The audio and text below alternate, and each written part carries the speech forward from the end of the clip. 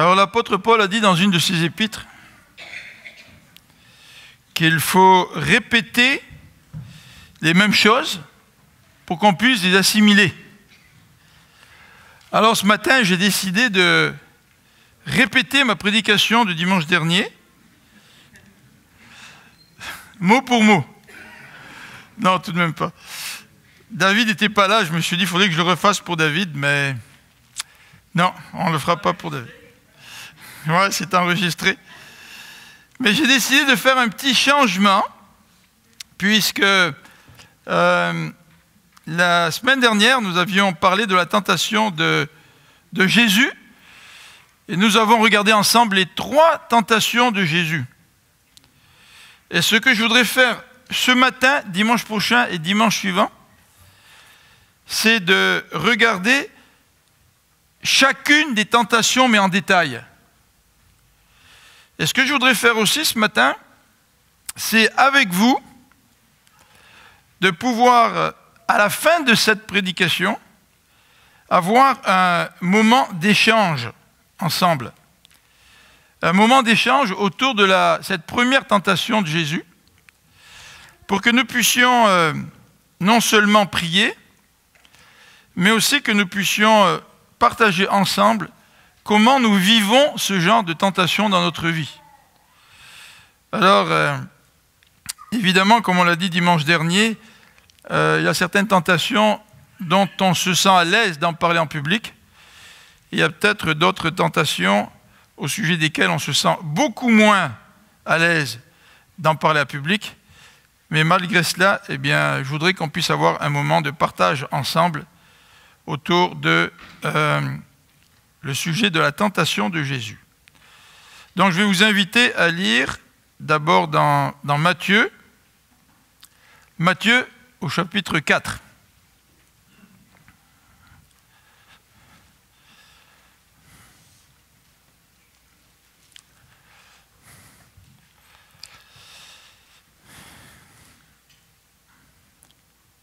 Matthieu au chapitre 4.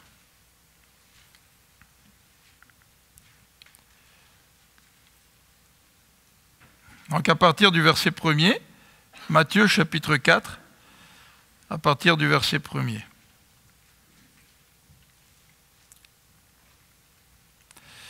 Alors l'Esprit conduisit Jésus dans le désert pour qu'il soit tenté par le diable.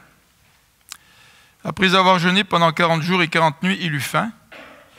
Et le tentateur s'approcha et lui dit, « Si tu es le Fils de Dieu, ordonne que ces pierres se changent en pain. » Et Jésus répondit, « Il est écrit, l'homme ne vivra pas seulement de pain. » Hein, David, l'homme ne vivra pas seulement de bons repas, mais aussi de toute parole que Dieu prononce. Alors, dans le cadre de l'étude de ce matin, je voudrais aussi qu'on puisse lire, on le lira tout à l'heure, mais qu'on puisse lire dans l'Ancien Testament pour insister sur la situation du peuple d'Israël auquel Matthieu et Luc se réfèrent lorsqu'on parle de la tentation. Alors on va prier pour commencer. Seigneur notre Dieu, nous voulons te remercier pour l'exemple de ton Fils. Ton Fils qui est non seulement un exemple, mais ton Fils qui est notre Seigneur et notre Dieu, celui qui a donné sa vie pour nous, celui qui nous aime,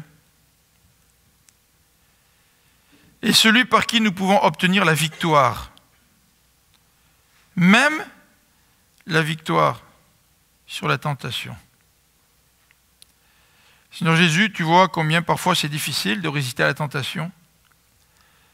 Parfois, Seigneur, on dirait que tu permets que nous puissions vivre des situations plus difficiles.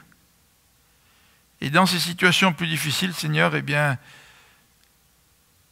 c'est là que le combat est plus fort. Et parfois, Seigneur, nous tombons. Parfois, Seigneur, nous chutons face à la tentation. Nous avons tellement besoin de nous attacher à toi, de nous attacher aussi à ta parole. Donc Seigneur, ce matin, nous te prions pour que tu puisses ouvrir nos oreilles, pour que nous ayons vraiment des oreilles de disciples. Te le demandons, Seigneur. Amen.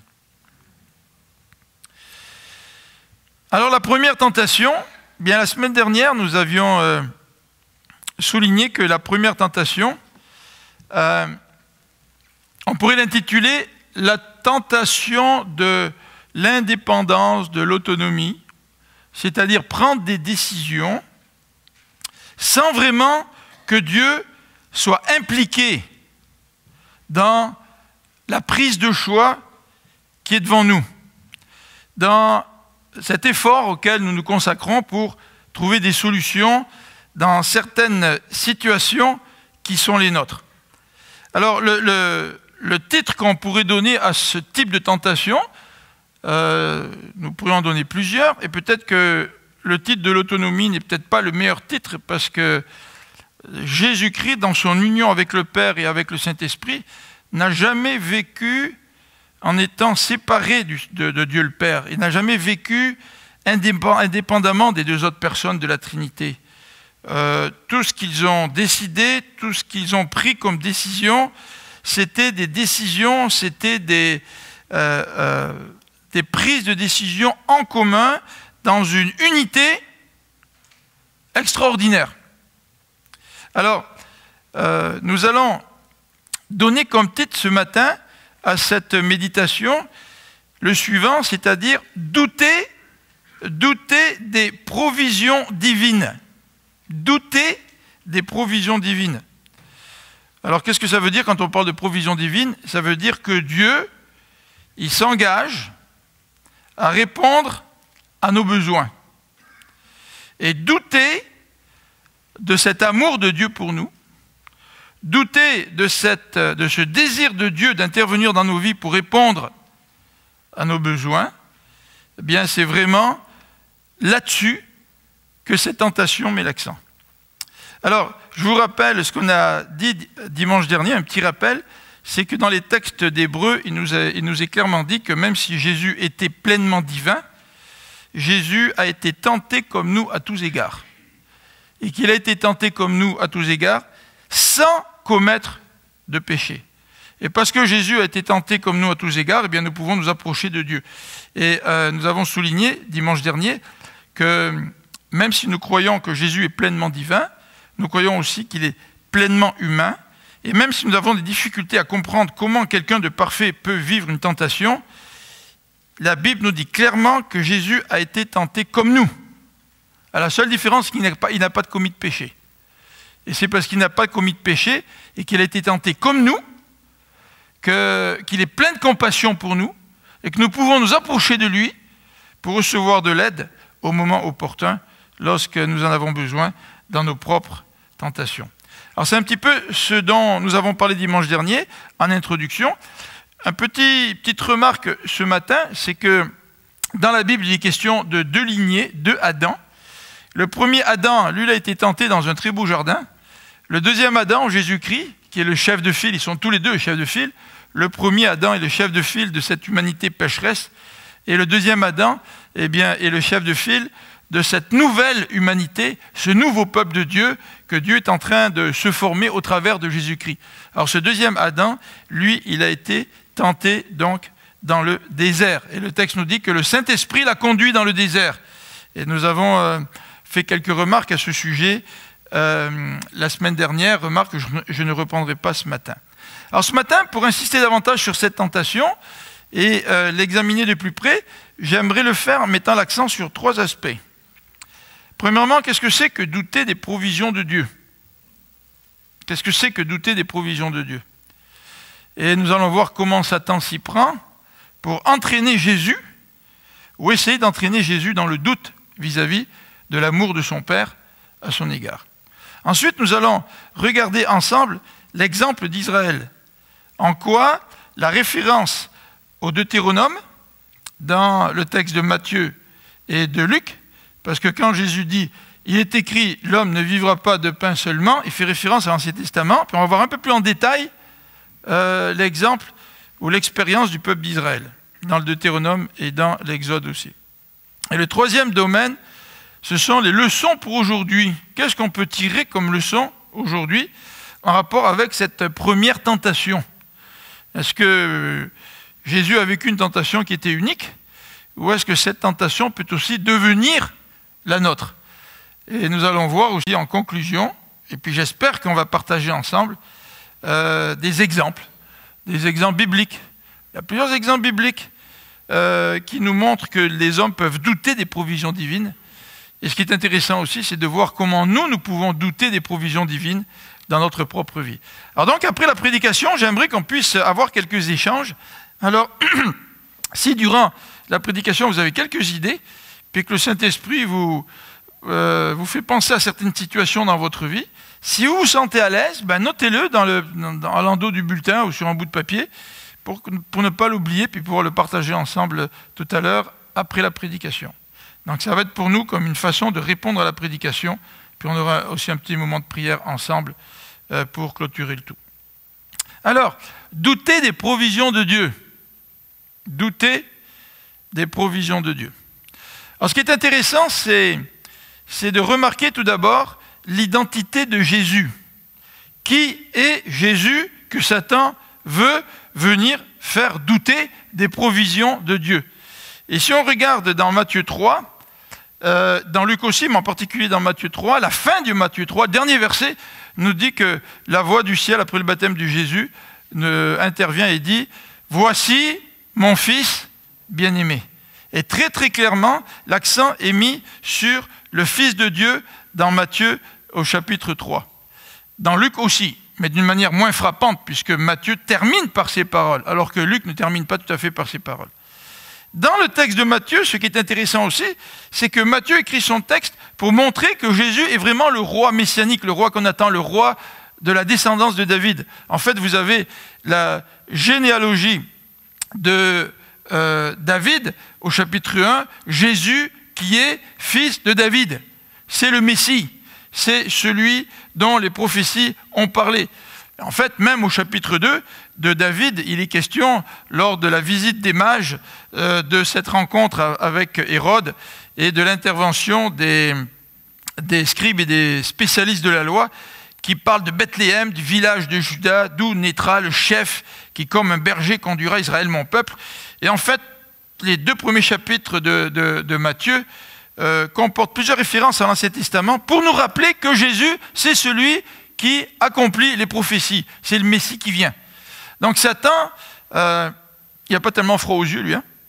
Il sait que c'est Jésus, le Fils de Dieu. Il sait que c'est le roi messianique. Mais il veut quand même essayer de faire douter ce Jésus des provisions divines à son égard. Alors ce qui est intéressant de savoir aussi, quand on veut savoir ou identifier Jésus dans ces quelques versets, et on en a parlé un petit peu dimanche dernier, très rapidement, c'est que Jésus est identifié avec le peuple d'Israël. En fait, dans l'Ancien Testament, on nous dit que Israël, c'est le fils de Dieu. Et quand Moïse vient voir Pharaon, il lui dit « Laisse sortir mon fils d'Égypte ». Et si tu ne veux pas laisser sortir mon fils d'Égypte, bien tes fils premiers-nés vont mourir. Donc déjà dans l'Ancien Testament, le fils de Dieu, c'était le peuple. Mais aujourd'hui, dans le Nouveau Testament, le fils de Dieu, c'est Jésus. Mais il y a une identification dans l'Ancien Testament et par rapport au Nouveau Testament avec Jésus qui est le nouveau fils de Dieu et le peuple de Dieu qui était le fils de Dieu mais qui était le fils de Dieu qui a failli dans l'Ancien Testament, n'est-ce pas? Donc ce Jésus, c'est le fils de Dieu. Ce Jésus, c'est aussi, si on veut aller un petit peu plus loin dans cette idée de type et d'antitype, vous savez que dans l'Ancien Testament, il y a des éléments qui annoncent la venue de Jésus à l'avance. Donc le type de fils de Dieu dans l'Ancien Testament, c'est le peuple, mais ce fils de Dieu correspond dans le Nouveau Testament à Jésus et à ce nouveau peuple formé de gens de toutes les nations. Mais vous avez aussi cette idée de la vigne Dans l'Ancien Testament, dans Ésaïe 5, la vigne, c'est le peuple de Dieu. Puis cette vigne, elle va être labourée, détruite parce qu'elle est infidèle. Et dans le Nouveau Testament, qui c'est la vigne? Je suis la vigne, dit Jésus dans Jean 15. En fait, dans nos Bibles, on a l'expression « je suis le cep ». Mais en fait, on peut le traduire aussi « je suis la vigne ». Et vous avez une identification là entre Jésus, qui est vraiment la vigne de Dieu, par opposition à cette vigne que représentait l'Ancien Testament, mais cette vigne qui a échoué et qui a été donc qui a fait l'objet du jugement de Dieu dans l'Ancien Testament. Mais il y aura une nouvelle vigne qui est le Fils, qui lui va réussir là où le peuple de Dieu a échoué. Donc on a aussi cette identification de Jésus avec le peuple d'Israël, puisque le peuple d'Israël est resté 40 ans dans le désert, et Jésus vient se faire tenter 40 jours dans le désert. Au même lieu, le désert, où le peuple a échoué, Jésus vient, Jésus est tenté, et lui réussit, puisqu'il résiste à la tentation. Alors ce qui est intéressant, c'est de voir que Jésus s'identifie à nous, au travers du baptême, au travers de la tentation, mais c'est un Jésus victorieux. Et c'est ce Jésus-là que nous suivons, c'est ce Jésus que nous adorons. Alors, quelle est l'approche de Satan? Et je pense que Satan nous approche un petit peu de la même manière quand il veut nous tenter. Il y a différentes approches, bien sûr. On va parler de différents aspects de la tentation dans les deux dimanches qui suivent. Mais dans ce passage de Matthieu, on va regarder l'approche de Satan. Alors, Satan, il a une certaine façon de procéder qu'il utilise assez souvent. Il veut insinuer le doute. Dieu a-t-il réellement dit que tu ne dois pas manger de cet arbre? Alors il pose une question. Et ça c'est intéressant parce que quand quelqu'un pose une question, ça suppose que tu t'attends à une réponse. Et lorsque tu poses une question puis qu'il y a une réponse, là, à ce moment-là, on a un dialogue. Et là, Satan essaye d'insinuer le doute. Si tu es le Fils de Dieu, Matthieu, à la fin du chapitre 3, nous dit « Voici mon Fils bien-aimé ». Il est le Fils de Dieu. Matthieu vient de dire depuis le début, c'est lui le Messie. C'est lui le Messie davidique. C'est lui le roi messianique. Et là, Satan arrive. Ouais, ben écoute, si tu es vraiment le Fils de Dieu, bon, c'est peut-être moins un doute que de vouloir manipuler Jésus, parce que Satan est un très très bon manipulateur. Il lui dit, si tu es le Fils de Dieu, eh bien, transforme ces pierres en pain. Alors, ce qui est intéressant, c'est que Satan n'est pas arrivé en disant à Jésus, écoute, regarde, tu as une belle femme, là, puis tu pourrais, Jésus, te laisser aller un petit peu comme David, là. Satan, il n'essaie pas de tenter Jésus, par exemple, au travers de l'adultère, ou de la convoitise. Satan n'essaie pas de tenter Jésus au travers du vol, par exemple, ou au travers du blasphème, ou au travers de toutes sortes d'autres manifestations que peut prendre le péché. Mais Satan essaye de tenter Jésus en lui disant, mais écoute, si tu es vraiment le Fils de Dieu, tu sais, ben, tu as des droits, parce que tu es Fils de Dieu. Et non seulement tu as des droits parce que tu es Fils de Dieu, mais tu as aussi des ressources qui correspondent à qui tu es. Alors je ne sais pas si Satan voulait entamer un dialogue avec Jésus pour que Jésus lui réponde et que lui astine avec Jésus. En tous les cas, Ève, elle a bien embarqué dans le dialogue avec Satan. Ouais, est-ce que Dieu a dit que tu ne devrais pas manger de cet arbre? Tu sais, mais Dieu a dit que je peux manger de tous les arbres du jardin, mais pas de celui-là. Ouais, mais tu sais, dans le fond, si tu en manges, tu sais, tes yeux vont s'ouvrir. Alors là, elle était déjà prise dans un dialogue avec le tentateur. Et ce qu'on peut remarquer, c'est que Satan essaye probablement d'avoir un dialogue avec Jésus, en mettant l'accent sur les droits que Jésus avait s'il était vraiment le Fils de Dieu. Alors Jésus aurait pu répliquer, Jésus aurait pu répliquer en disant, écoute, dans le fond, tu te trompes, Satan. Je suis vraiment le Fils de Dieu. Et puis commencer à argumenter avec lui. Mais pas du tout. Il ne fait pas du tout comme Ève. Et parfois, nous, dans nos expériences, lorsque nous sommes tentés, c'est comme s'il y a un dialogue intérieur qui commence à se développer.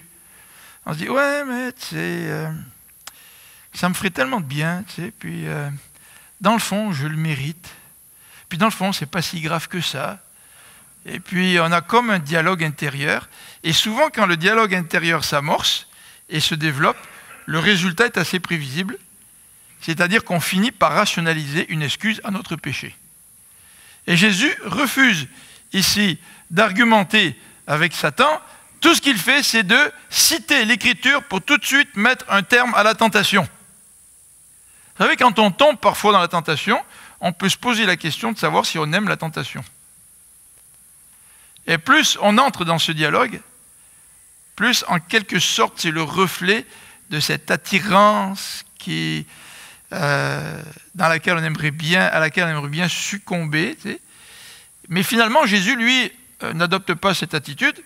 Jésus, tout de suite, il brise tout ça en citant les Écritures pour éloigner tout de suite la tentation.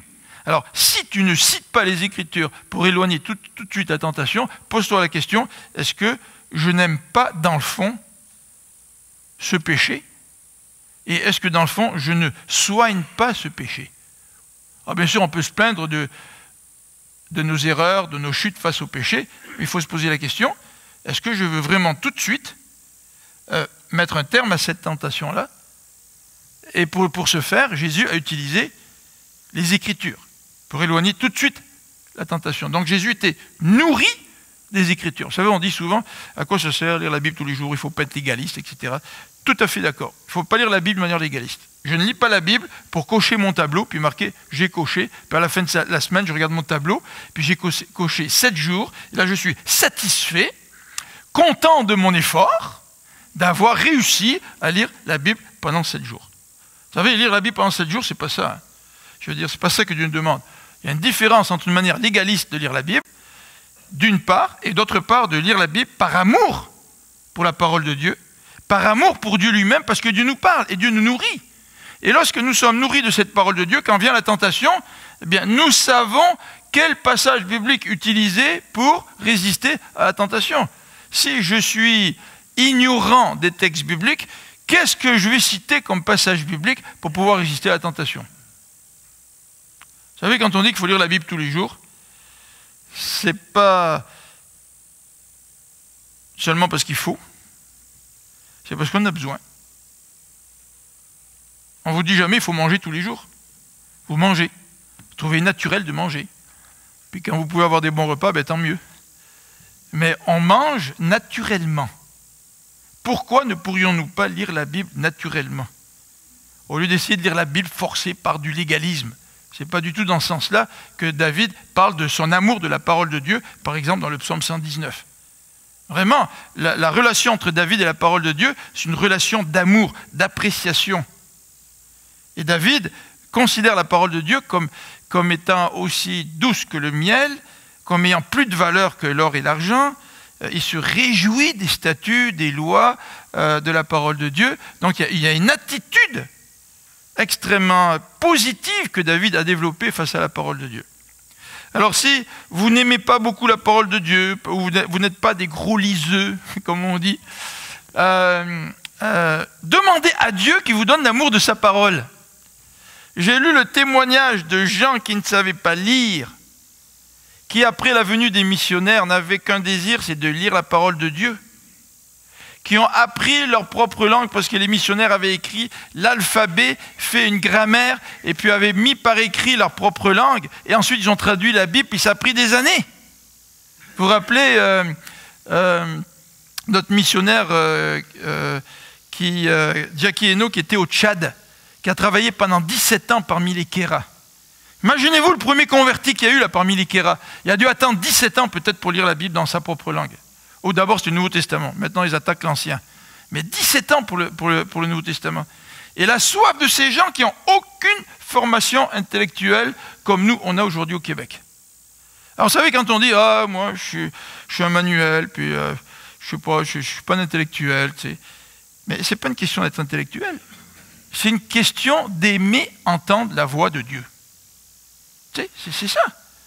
Je veux dire, si tu n'es pas intellectuel et puis que ta fiancée s'en va à l'autre bout du monde et puis t'envoie des courriels ou t'envoie des lettres, tu ne vas pas prétendre que parce que tu n'as pas trop de formation intellectuelle, que bon, lire les courriers de ta douce, là, c'est un petit peu compliqué, difficile, et puis on n'est pas assez bon dans la lecture biblique. Là, non, tu vas ouvrir ton courriel tous les jours, même si elle ne t'envoie pas du courriel à chaque 5 minutes, tu sais, parce que tu as envie d'être en contact, tu as envie d'être en communion, tu as envie d'avoir des nouvelles. Et ce n'est plus une question de connaissance intellectuelle, c'est une question d'amour. Tu sais. Alors avec le Seigneur, c'est un petit peu la même chose.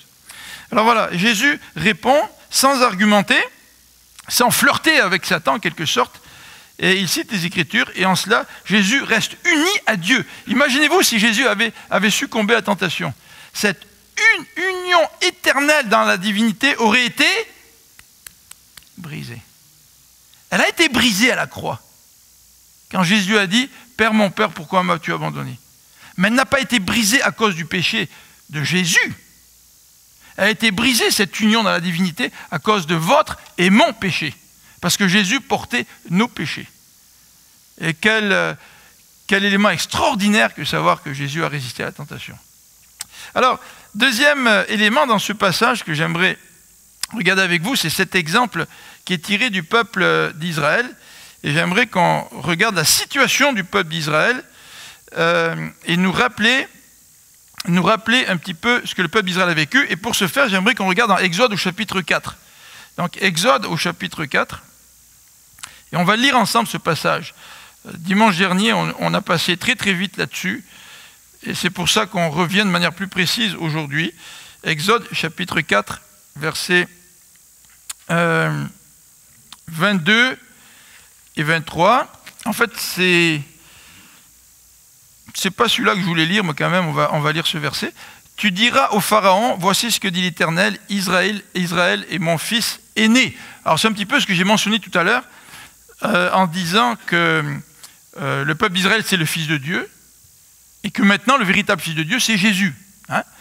Mais dans la situation du peuple à l'époque, nous nous rappelons que Dieu est intervenu de manière miraculeuse pour prendre soin de son peuple.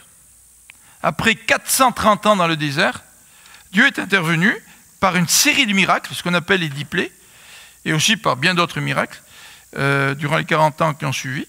Mais Dieu est intervenu, notamment par cette traversée de la mer, vous vous souvenez, avec la colonne de feu, la colonne de nuée, qui se trouvait d'un côté, et puis donc il y avait la mer, le peuple, la colonne, et puis les soldats égyptiens de l'autre côté, et cette intervention miraculeuse de Dieu pour ouvrir la mer, pour permettre au peuple de traverser, et qui a aussi eu comme résultat la mort de la plus grande partie de l'armée des Égyptiens qui ont voulu se lancer à la suite du peuple et eux aussi traverser dans la mer. Vous connaissez l'histoire.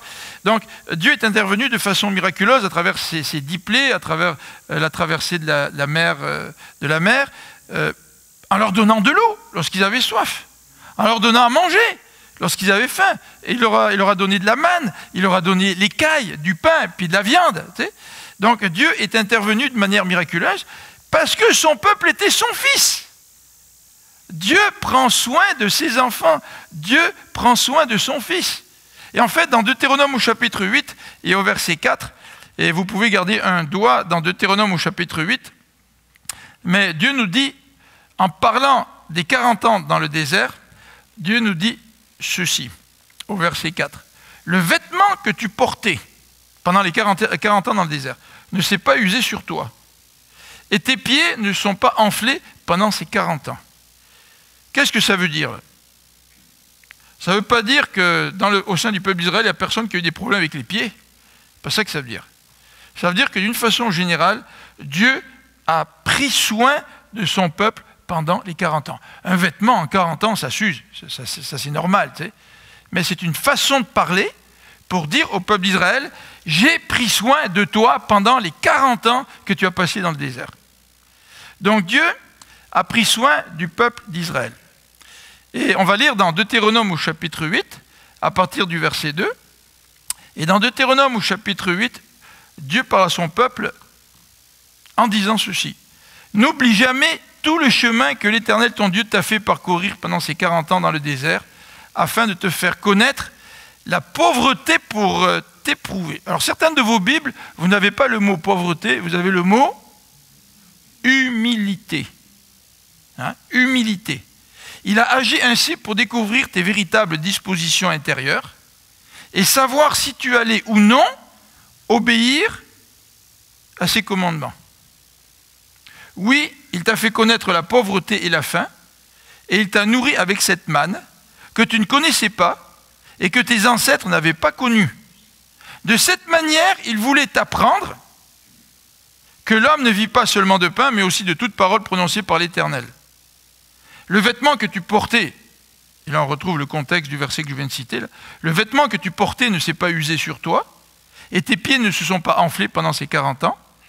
Ainsi, en y réfléchissant, tu reconnaîtras que l'Éternel ton Dieu fait ton éducation comme un père éduque son enfant. Obéis donc à ses commandements et marche sur les chemins qui te prescrit, et ainsi crains-le.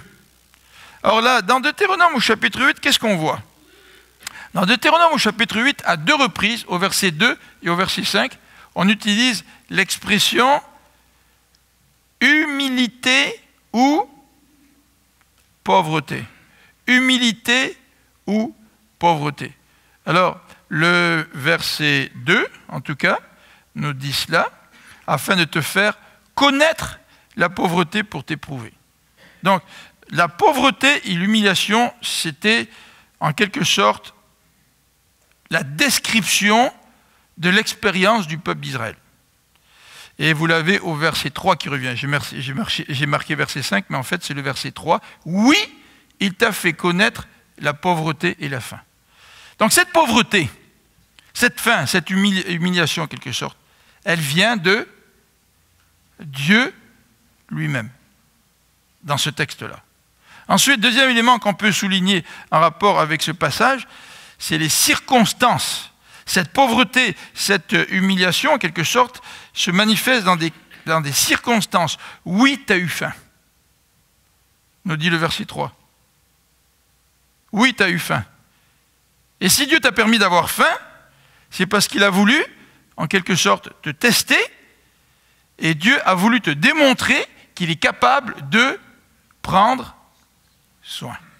Alors ça, c'est le contexte du chapitre 8 qui nous décrit l'exemple du peuple d'Israël. Mais insistons, avant de passer à un autre élément dans notre présentation ce matin, insistons sur un point.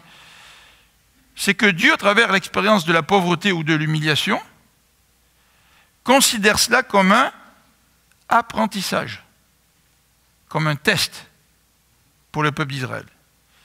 Et au verset 2 du chapitre 8, d'une manière extrêmement claire, le texte nous dit « L'Éternel ton Dieu t'a fait parcourir tout ce chemin pendant 40 ans, afin de te faire connaître la pauvreté, pour t'éprouver.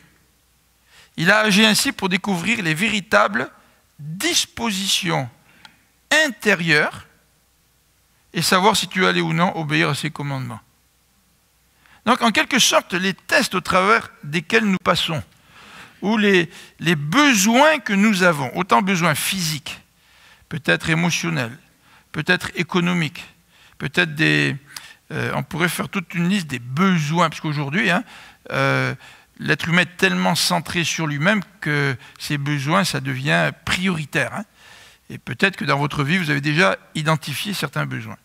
Eh bien, Dieu permet qu'il y ait dans notre vie certains besoins pour nous tester afin de découvrir les véritables dispositions que nous avons dans notre cœur envers lui.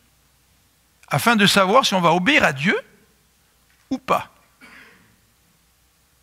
C'est intéressant de voir ça. Intéressant de se rappeler dans la tentation que même si Jésus avait besoin de manger, Dieu avait permis ce besoin pour que les dispositions du cœur de Jésus puissent s'exprimer. Pour savoir si vraiment Jésus va suivre le Père ou si Jésus va prendre un autre chemin. Alors si Jésus a été tenté de cette manière-là, il ne faut pas s'étonner que nous aussi nous soyons tentés dans le même domaine. Que nous aussi nous soyons dans des situations de besoin que Dieu permet pour identifier les véritables intentions de notre cœur et savoir si on va le suivre ou si on va agir d'une autre façon pour répondre à nos besoins. Donc c'est un apprentissage. Alors ce qui est intéressant dans cet apprentissage, c'est qu'il y a un contraste entre les circonstances et la parole de Dieu. Et qui dit contraste, dit qu'à un moment donné, il va falloir poser un choix. Jésus devant un choix, là. Change ces pierres en pain, ou alors, eh bien, appuie-toi sur la parole de Dieu. En croyant que l'homme ne vit pas de pain seulement, mais de toute parole qui sort de la bouche de Dieu. Il y a un contraste, hein. Et quand on est tenté, il y a toujours un contraste entre ce soi-disant besoin qui est à l'intérieur de nous et ce que la parole de Dieu dit en rapport avec ce besoin-là. Alors je peux très bien avoir besoin d'amis, mais si mes amis sont une mauvaise influence pour moi, et que la parole de Dieu me dit qu'il faut faire attention à mes relations, et qu'il faut que je fasse attention en particulier à des relations qui peuvent mal m'influencer, ça veut dire que j'ai un besoin, là, j'ai un besoin d'amis. Mais d'un autre côté, la parole de Dieu me dit, tu ne vivras pas d'amis seulement. Hein? Donc j'ai un choix à poser là, entre ce que la parole de Dieu me dit en rapport avec des mauvaises influences causées par des mauvais amis, et d'un côté mon désir d'avoir des amis au point où je ne veux pas lâcher certaines relations. J'ai un choix. L'apprentissage de ce peuple, c'était en quelque sorte un test pour savoir si ce peuple allait obéir à la parole de Dieu, ou est-ce que ce peuple allait vouloir répondre ou tenter de répondre lui-même à ses propres besoins. Troisième aspect dans notre prédication ce matin, après avoir fait ce survol de l'exemple du peuple d'Israël, c'est celui-ci. Voilà, les leçons pour aujourd'hui. On va essayer de tirer quelques leçons pour aujourd'hui avant de vous laisser la parole pour un petit partage sur ce doute face aux provisions de notre Dieu. Quand nous sommes face à ce type de tentation, parce qu'il y a différents types de tentations, bien sûr, on va en voir plusieurs là, dans les 2 dimanches qui suivent, mais face à cette tentation spécifique-là, douter des provisions de Dieu pour toi. D'accord ? Il y a 3 possibilités pour nous. Il y a 3 façons d'agir. Alors voici lesquelles. La première possibilité, c'est de se dire, j'ai un besoin, et je vais prendre des choses en main pour répondre à ce besoin. Vrai? On aime bien contrôler sa vie, hein? Qui n'aime pas contrôler sa vie? Qui n'aime pas vouloir prendre des choses en main? Alors ça ne veut pas dire là, que Dieu, si Dieu te donne toutes des portes devant toi, que tu n'as rien à faire et qu'il faut être passif. Mais vous comprenez qu'il y a une différence entre être actif tout en s'appuyant sur Dieu et en cherchant la direction de Dieu, en cherchant la volonté de Dieu, d'une part, et d'autre part, être actif au point où je veuille tout prendre en main et contrôler moi-même la manière dont je vais répondre à mes besoins. D'accord ? Moi, quelqu'un m'a dit, il n'y a pas tellement longtemps, il m'a dit, j'ai travaillé comme un fou pendant une dizaine d'années parce que je voulais tellement répondre aux besoins financiers de ma famille. Puis la personne s'est rendue compte qu'elle est allée beaucoup trop loin. Vous savez, là, tu veux tellement répondre aux besoins de ta famille, tu veux que ta famille manque de rien, tu travailles de plus en plus, tu gagnes de plus en plus d'argent pour offrir de plus en plus de privilèges à ta propre famille, à tes enfants, à ton épouse, mais dans un sens, tu souffres parce que tu travailles trop, tu souffres parce que tu ne prends pas soin de ton épouse et de tes enfants, tu ne passes pas assez de temps avec eux, mais en fait, tu veux contrôler, tu veux prendre les choses en main. Alors c'est une façon de réagir face à ce type de tentation, face à ce doute que Satan veut insérer dans notre cœur face aux provisions de Dieu. Mais la deuxième façon d'agir, et c'est celle que le peuple d'Israël a manifestée dans le désert, c'est de murmurer. Et quand est-ce qu'on murmure? On murmure quand on est impuissant. Et le peuple d'Israël, comment voulez-vous qu'il puisse boire quand il n'y a pas d'eau dans le désert? Alors peut-être que ça a eu des occasions de faire des alliances avec tel ou tel peuple pour aller acheter des camions-citernes et puis de se débrouiller, d'avoir un petit peu d'eau. Peut-être que le peuple d'Israël aurait pris les choses en main lui-même pour pouvoir répondre à son besoin. Mais là, au sein de ce désert, le peuple d'Israël est face à son incapacité de contrôler les choses.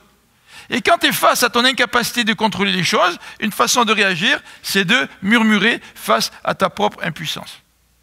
Et là, on va lire dans Exode 16. En fait, c'est ce texte-là que je voulais lire avec vous. On va le lire maintenant, Exode 16, à partir du verset 1er, et on va voir un petit peu le contexte de toute cette histoire. Toute la communauté d'Israélites quitta Élim le 15e jour du second mois qui suivit leur sortie d'Égypte. Les Israélites arrivèrent au désert de Sin. Donc c'est le 15e jour du second mois. Ça ne fait pas 10 ans qu'ils sont sortis d'Égypte, là. Ils viennent d'être les témoins de la puissance de Dieu qui les a sortis d'Égypte au travers de la force de son bras, comme dirait la Bible. Alors les Israélites arrivèrent au désert de Sin, qui s'étend entre Élim et le Sinaï. Là, dans le désert, toute l'assemblée d'Israélites se plaignit de Moïse et d'Aaron. Ils leur dirent « Ah, pourquoi l'Éternel ne nous a-t-il pas fait mourir en Égypte où nous étions installés devant des marmites pleines de viande et où nous mangeons du pain à satiété ?» Moi, j'étais esclave, hein. Mais ça, ils l'ont oublié. « Tandis qu'à présent, vous nous avez fait venir dans ce désert pour y faire mourir de faim toute cette multitude. » Est-ce que le peuple est allé dans le désert pour mourir de faim? C'était quoi l'intention de Moïse? C'était de les conduire dans le pays de Canaan. Ce n'est pas de les faire mourir de faim. Mais quand je ne contrôle plus mes propres actions et que je me mets à murmurer, en plus de cela, je commence à tordre la réalité biblique ou la perspective de Dieu. Je commence à ne plus voir les choses comme Dieu les voit et je ne vois plus vraiment la direction que Dieu est en train de donner à ma vie. Alors l'Éternel dit à Moïse au verset 4, « Regarde, je vais faire pleuvoir du ciel sur vous du pain. Le peuple sortira et ramassera chaque jour la ration nécessaire. Je le mettrai à l'épreuve de la sorte et je verrai s'il se conforme ou non à mes instructions. Le 6e jour, il en aura 2 fois plus que les autres jours à ramasser et à apprêter. » Et évidemment, Dieu ne voulait pas que le 7e jour, le peuple travaille et ramasse la nourriture. Donc Dieu avait prévu en disant le 6e jour, tu vas ramasser un peu plus, il y en aura un peu plus. Comme ça, tu auras de quoi te nourrir pour le 7e. Moïse et Aaron dirent à tous les Israélites, « Ce soir, vous saurez que c'est l'Éternel qui vous a fait sortir d'Égypte. » Comme s'ils ne le savaient pas, tu sais. En tout cas, le peuple oublie. « Et demain matin, vous verrez se manifester la gloire de l'Éternel, car il vous a entendu vous plaindre de lui, l'Éternel. » Ça, c'est quand même extraordinaire. Hein. Même quand on se plaint de Dieu, Dieu nous entend. Puis il répond, tu sais, alors qu'on a la tête dure. Hein. Donc l'Éternel a entendu vous plaindre de lui, car qui sommes-nous pour que vous vous plaigniez de nous? Oui, dit-il, vous le saurez ce soir quand l'Éternel vous donnera de la viande à manger, et demain lorsqu'il vous donnera du pain à satiété. Car l'Éternel a entendu les plaintes que vous avez formulées contre lui. Nous, que sommes-nous? Ce n'est pas de nous que vous vous êtes plaints, mais de l'Éternel. Puis Moïse dit à Aaron, ordonne à toute l'assemblée des Israélites de se présenter devant l'Éternel, car il a entendu leurs plaintes. Pendant qu'Aaron parlait à toute l'assemblée des Israélites, ceux-ci se tournèrent du côté du désert et voilà que la gloire de l'Éternel apparut dans la nuée. Ça c'est intéressant, hein. Quand Dieu répond, c'est sa gloire qui se manifeste. Puis la gloire de Dieu peut se manifester dans notre vie quand il répond, tu sais. C'est ça qui est extraordinaire. L'Éternel s'adressa à Moïse et lui dit, j'ai entendu les plaintes des Israélites. Bon, je crois que je suis en train de relire 2 fois le même verset. Verset 13. En effet, le soir même, des cailles vinrent s'abattre sur le campement qui en fut recouvert. Et le lendemain matin, il y avait une couche de rosée tout autour du camp. Lorsque cette rosée se fut dissipée, on aperçut par terre, sur le sol du désert, un mince dépôt granuleux, fin comme du givre, qui restait. En voyant cela, les Israélites se demandèrent les uns aux autres, « Qu'est-ce que c'est ?» Car ils ne savaient pas ce que c'était. C'est intéressant, hein? Quand Dieu répond, parfois il répond de manière totalement inattendue, qui dépasse notre entendement. Moïse leur dit, c'est le pain que l'Éternel vous donne à manger. Voici ce qu'il a ordonné à ce sujet, que chacun de vous en ramasse autant qu'il est nécessaire à sa nourriture, soit environ 4 litres par personne. Chacun en prendra pour le nombre de ceux qui sont dans sa tente. Les Israélites agirent ainsi, ils en ramassèrent les uns plus, les autres moins. Lorsqu'ils mesurèrent leur récolte, celui qui en avait ramassé beaucoup n'avait rien de trop. Et celui qui en avait pris moins n'en manquait pas. Chacun en avait ramassé ce qu'il lui fallait pour manger. Moïse leur recommanda que personne n'en garde jusqu'à demain matin. Mais certains ne lui obéirent pas et en gardèrent pour le lendemain. On doute de la provision de Dieu. Dieu vient de répondre de manière miraculeuse pour aujourd'hui. Puis Moïse dit, Dieu va répondre à tous les jours comme ça. Mais là, je doute que Dieu réponde de cette manière-là, donc j'en ramasse trop pour pouvoir en garder pour le lendemain. C'est comme si Dieu là, allait répondre à nos besoins à un moment précis de notre histoire de vie, en disant, ben là, aujourd'hui, le 6 mai, je réponds à tous tes besoins à partir de maintenant jusqu'à ta mort. Mais non, le Seigneur veut qu'on s'appuie sur lui jour après jour. Alors certains ne lui obéirent pas et en gardèrent pour le lendemain. Il s'y mit des vers et cela sentait mauvais. Alors Moïse se fâcha contre ces gens. Tous les matins, il ramassait donc la manne, chacun la ration nécessaire à sa nourriture. Quand le soleil devenait chaud, elle fondait. Alors, 3 possibilités face à ce type de tentation, quand Satan veut nous faire douter des provisions divines. Vouloir prendre les choses en main, ou murmurer face à notre propre impuissance. Et prendre les choses en main, on est parfois tenté de le faire, même lorsque Dieu est en train de nous répondre, puisqu'il leur donne la manne, puis ils veulent encore faire des provisions pour le lendemain, tu sais, alors que Dieu leur a dit que ce n'est pas nécessaire. 3e façon de réagir, c'est de faire confiance à Dieu. Mais là, il faut que tu lâches du lest quand tu fais confiance à Dieu. Hein. Là, il faut que tu dises, non, moi j'ai envie de faire des réserves pour demain, là, pour avoir de la manne, là. Mais Dieu me dit, non, tu ne fais pas de réserve pour demain. Demain, tu vas me faire confiance de la même manière que tu me fais confiance aujourd'hui. Alors ça, c'est surprenant comment on peut faire confiance à Dieu aujourd'hui de manière extraordinaire, puis douter des provisions de Dieu pour demain. Notre propre confiance à Dieu d'aujourd'hui ne garantit pas ma confiance à Dieu demain ou après-demain. Alors, leçon pour aujourd'hui, donc 3 possibilités face à ce type de tentation. Et si on veut revenir pour mieux comprendre ce genre de tentation, il nous faut réaliser que la parole de Dieu ne nie pas la réalité des ressources humaines. Est-ce que la parole de Dieu nous dit « c'est pas bon le pain humain » ? Bien sûr que non. Je veux dire, hein? Mais l'homme ne vivra pas de pain seulement. L'homme ne vivra pas seulement en utilisant les ressources humaines que Dieu met devant lui. L'homme a besoin d'autre chose que les ressources humaines. Déjà, les ressources humaines que nous avons, c'est déjà une grâce de Dieu, mais Dieu nous dit ces ressources humaines ne suffisent pas, et ne suffisent pas malgré la réalité de tes besoins. Alors j'ai besoin de quelque chose. Il faudrait bien que je trouve une femme ou un homme pour pouvoir vivre avec quelqu'un. Là, je me sens seul. Et ça, c'est une réalité à laquelle je suis confronté tous les jours. Eh bien, il y a des ressources humaines. Il y a des sites de rencontres sur Internet. Tu sais. Alors, je vais pouvoir utiliser des sites de rencontres. Alors, je ne dis pas que les ressources humaines sont mauvaises en soi. Hein. Chaque ressource a ses avantages, ses inconvénients et ses dangers. D'accord ? Mais c'est un réel besoin. Mais est-ce que tu t'appuies sur les ressources humaines ? Est-ce que tu t'appuies sur la réalité des besoins qui te met une pression ? Ou est-ce que face à cette pression, tu t'appuies sur la parole de Dieu ? Le Seigneur, il dit qu'il va répondre à tous nos besoins. Le Seigneur, il peut nous faire rencontrer quelqu'un si on a besoin de rencontrer quelqu'un. Et c'est un acte de foi. Vous savez, un des pasteurs qui m'a beaucoup influencé dans ma vie est décédé l'année dernière. Il disait souvent, le mariage, c'est le test pour les jeunes chrétiens.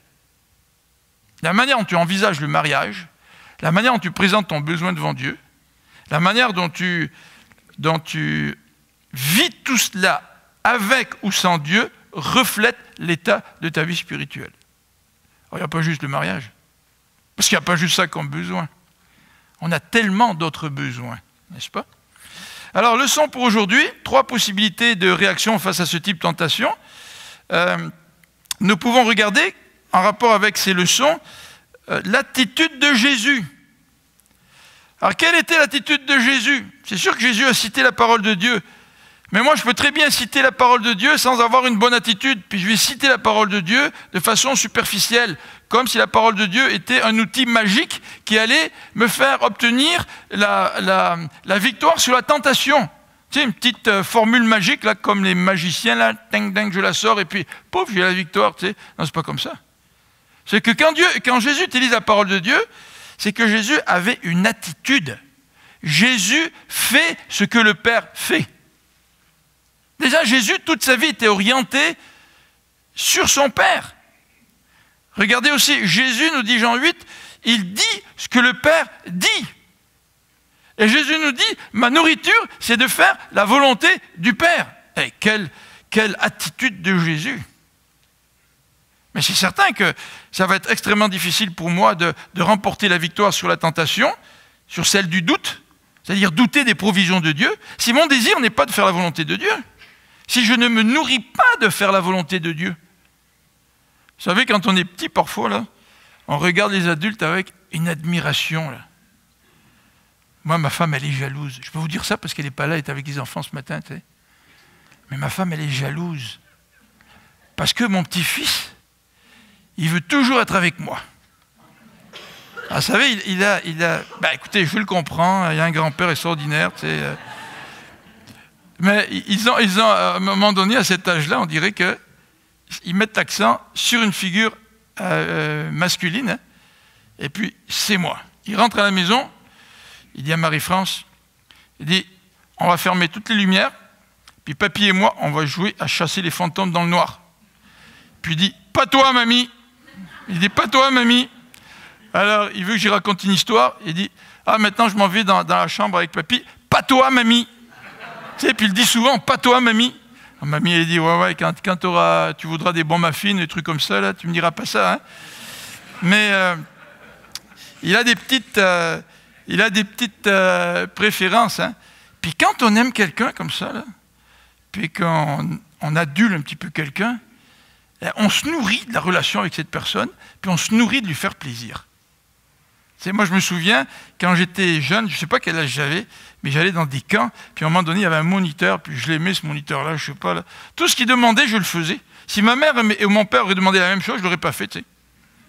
Mais ma nourriture, c'était de faire plaisir à cette personne-là, parce que je l'aimais. Je ne sais pas pourquoi, je ne me rappelle plus, j'étais trop petit, tu sais. Mais je me rappelle que je l'aimais. Tu sais. Mais Jésus, il aime faire la volonté de son Père, c'est sa nourriture, il se nourrit de ça. Quelle est notre intention dans notre cœur, tu sais? Est-ce qu'on veut utiliser la parole de Dieu comme des bâtons magiques, des formules magiques? Ou est-ce que nous avons dans notre vie ce désir intense de faire, de dire, d'accomplir la volonté de Dieu? Alors on arrive à notre conclusion, et j'espère que vous avez quelques petites idées là. On est placé devant un choix. Et je vous ai déjà donné ce petit exemple. Quand j'ai fini l'école secondaire, on était à la fin de l'année, puis le professeur d'allemand, il demandait à tout le monde « Qu'est-ce que vous allez faire dans la vie ?» Puis moi, je lui dis « Je vais à l'école biblique. » Puis il me dit « Qu'est-ce que tu vas faire à l'école biblique ?»« Bah, je sais pas, j'aimerais peut-être être pasteur. » Tu sais. Bah, tu pourras jamais vivre en étant pasteur. Tu sais. Mais moi, j'ai jamais pensé à cette époque-là que ça aurait pu tourner en un doute face aux provisions de Dieu. Je n'ai pas du tout pensé à ça. C'est en réfléchissant sur ce texte que je me suis dit, oui, dans un sens, ça aurait pu être une tentation pour moi. Parce que ce qu'il est en train de me dire, ce professeur d'allemand, il dit, tu ne pourras jamais vivre en étant pasteur. Puis la réponse spontanée que je lui ai amenée, devant toute la classe, j'ai dit, bah écoutez, mon père il est pasteur, et puis il nous a fait vivre. Ça veut dire, ma réponse naturelle, ça a été, bah Dieu est capable de nous faire vivre. Tu sais. Mais la tentation est là, n'est-ce pas? Et Carlson nous donne un exemple très intéressant dans sa prédication sur les tentations. Quand il était à Cambridge, il y avait un homme qui était brillant, il l'appelle Jean, mais je ne sais pas le véritable prénom de cette personne-là. Il était marié, il avait 2 enfants, il avait exercé un ministère en Afrique du Nord. C'était un médecin, il était revenu en Angleterre pour continuer certaines études, et c'était un homme qui était comment dirais-je, calme, qui travaillait fort, un homme qui était gentil, qui semblait être une bonne personne, et l'église, le pasteur de l'église, il a décidé de demander à l'église, on pourrait le choisir comme ancien. Puis ils l'ont choisi comme ancien. Et après un certain temps, cet homme a commencé à développer une relation d'adultère avec une infirmière. Et il y avait 2 enfants, donc pas tout à fait adolescents à la maison. Et l'Église a essayé de le voir, ils l'ont encouragé à arrêter cette relation, à retourner avec sa femme. Finalement, devant son refus, eh bien, ils l'ont excommunié. Il n'y avait aucun signe de repentance. Alors le pasteur était complètement dévasté. Puis l'Église aussi, mais en particulier le pasteur. Parce qu'il disait, non seulement cet ancien-là se comporte de cette manière, mais c'est moi qui demande à l'Église de le choisir comme ancien. Alors il se dit, mais comment ça se fait? J'ai plus le don de discernement. En fait on ne peut pas vraiment discerner ce genre de choses. Et quelques années plus tard, alors que Carlson et lui revenaient d'un engagement où ils avaient tous les 2 enseigné, 2 années plus tard, Carson lui dit, écoute, qu'est-ce que tu as retiré de tout ça? Et l'homme lui a dit, écoute, le pasteur lui a dit, écoute, en réfléchissant à tout ça, je me suis dit que ce frère-là, qu'on a nommé ancien, puis qui a chuté, qui a commis adultère, je me suis rendu compte que dans sa vie, tout ce qu'il a fait, c'était ce qu'il voulait. Il est parti missionnaire, parce que les gens disaient, c'est un missionnaire, il donne un bon exemple. Hein. Puis non, cet homme-là, il a toujours fait ce qu'il a voulu. Il a marié une fille chrétienne, il est parti en mission, il voulait partir en mission, il est revenu, il voulait revenir. Il a fait tout ce qu'il voulait, tout ce qu'il a voulu. Et à un moment donné dans sa vie, il est arrivé à un point où il fallait qu'il fasse un choix entre ce qu'il voulait et ce que disait la parole de Dieu. Et cet homme-là n'avait jamais été placé dans cette situation-là. Jamais. Vous savez, le test dans notre vie chrétienne, c'est quand nous avons certains besoins et que la parole de Dieu nous parle et que nous avons un choix à faire. Jésus avait un choix à faire. Et tant que tout ce que tu fais, ça correspond à tes propres désirs, tu n'as pas encore passé le test de savoir si tu veux te soumettre à la parole de Dieu. Et Jésus a passé le test. Il a accepté de se soumettre à la parole de Dieu. Et nous? Est-ce que vous vivez des situations où vous êtes tenté de répondre à votre propre besoin au lieu de vous appuyer sur la parole de Dieu? Au lieu de vous appuyer sur Dieu lui-même? Alors on a des exemples bibliques. Abraham, tu auras un fils. Ok Seigneur, je vais voir ma servante. Il a douté de la provision divine pour accomplir le plan divin. Par contre, quelques années plus tard, alors qu'il n'avait qu'un seul fils, Isaac, le fils de la promesse, qu'est-ce que Dieu lui a dit? Offre-le en sacrifice. Qu'est-ce qu'a fait Abraham? Il l'a offert en sacrifice. Et juste avant, Dieu est intervenu. Vous vous rappelez l'histoire? Et on a appelé cette montagne l'endroit où Dieu pourvoit. Jésus était convaincu que Dieu allait pourvoir. Vous vous rappelez l'exemple de Saül, entouré des Philistins? Ah j'en peux plus, là. Mes soldats me laissent tomber, j'offre le sacrifice pour pouvoir enfin combattre. Et Samuel lui avait dit, tu m'attendras pour que j'offre le sacrifice. Ah non, moi je vais prendre ça en main. Je prends ça en main, là, c'est une situation urgente. Est-ce que tu crois que Dieu va pourvoir? Même dans les situations urgentes? Alors, est-ce qu'il y a dans votre vie des situations où vous avez été confronté à cela? Est-ce que vous avez été confronté à douter des provisions divines? Est-ce que vous avez des exemples en entendant la parole de Dieu ce matin? La parole est à vous, hein, je vous ai posé une question. Est-ce que vous avez des exemples? Michel, vas-y. Avec une bonne voix, là. Il y a à peu près 45 ans, on était on venait juste de graduer de l'université. Et là, Dieu nous a mis en contact avec une personne, je ne me rappelle pas des détails, mais elle avait besoin d'argent. Et je lui ai donné 100 $. Mais le seul problème, c'est que tout l'argent qu'on avait placé. Et devant ça, le lendemain.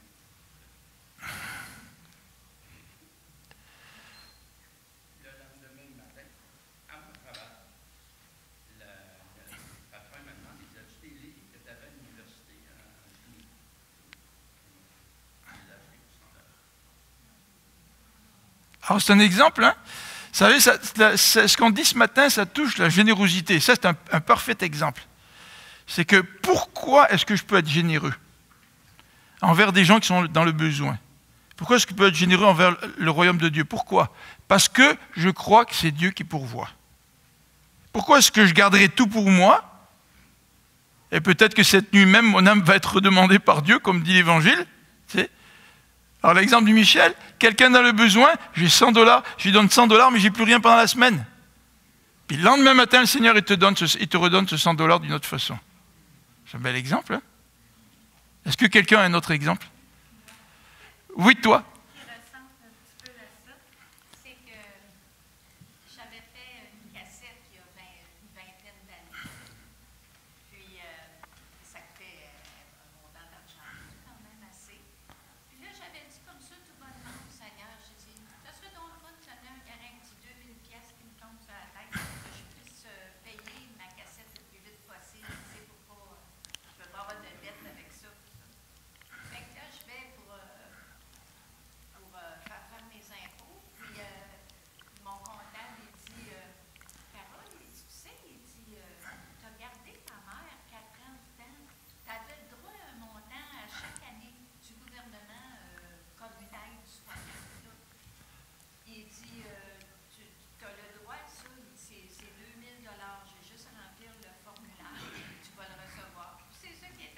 Ah ouais. Et même, il y avait 5 de plus. Ça, c'est les intérêts.